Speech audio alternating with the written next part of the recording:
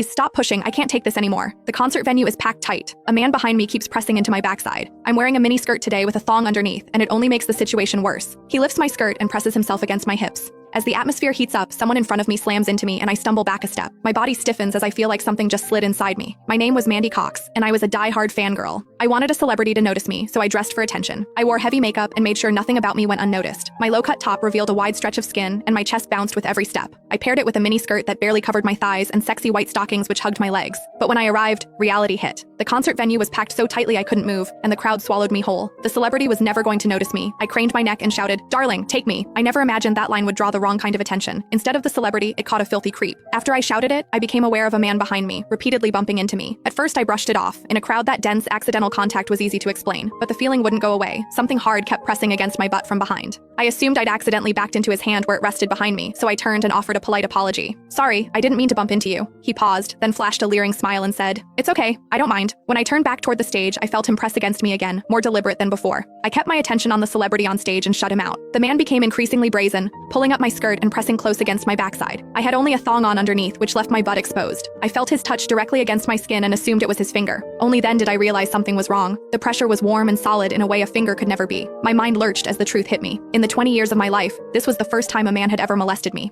Fear surged through me, sharp and overwhelming, and my body reacted with an instinct to flee, but there was no way to move. The concert floor was packed wall to wall, leaving me stuck where I stood. I drew myself tight, bracing as if tension alone could keep the fear out. As I did, my hips closed around the man's so-called finger, trapping it between my cheeks. An unfamiliar sensation followed, and warmth rose to my face. What confused me was that I didn't recoil from it. There was a muted comfort to it, and against my will, it sparked a faint sense of expectation. The man behind me seemed to take it as a signal. He moved in closer, repeating the motion until the intrusion was unmistakable. I had lived a sheltered life as a college student, and now I was being toyed with by a stranger while surrounded by people. Shame surged within me without warning. I felt the urge to sob, but my throat closed and my voice deserted me. Worse still, the pressure forced my thong inward and sent a restless, prickling discomfort through my body that wouldn't fade. A quiet, involuntary sound escaped me, and the embarrassment followed instantly. I gathered myself and strained to suppress it, holding it down until my throat tightened. The blaring music and the screams around me drowned everything out. With every eye fixed on the stage, no one was aware of what was happening to me. At the same time, the intensity continued to rise, touching something deep inside me. I bit down on my lip as cold sweat traced my spine. My awareness was tipping back and forth between humiliation and a pleasure I couldn't bring myself to name. I knew I couldn't take it anymore if it continued, so I turned sharply to face the man behind me. "Please, stop pushing. I can't take this anymore." When I finished speaking, the man leaned toward me and whispered in my ear, "Is it exciting? The way I'm pushing against you?" The shame was overwhelming, and I was on the verge of crying. "I'm a virgin. I've never done that kind of thing. Please, let me go." He didn't stop.